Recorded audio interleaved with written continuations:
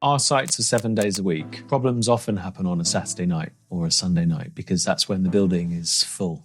My name's Patrick and I look after the people side of the operations at Ardent Pubs. We use WhatsApp like everybody else, but I think one of the problems for us was not having that division. For the ops team, we are relatively 7 days a week, but it might not work for a junior restaurant manager, and they don't need to see all those messages all the time. So yeah, it was important to have a space where you could click on and click off between everybody using WhatsApp for their social life, and then we're also using it for work conversations. We've used Teams, Workspace, which has gone under. We really do lean into tech, and we've got lots of different platforms for lots of different purposes. We were looking for something that could do more than just comms and fit within broader goals of the business, which definitely focused around training and onboarding.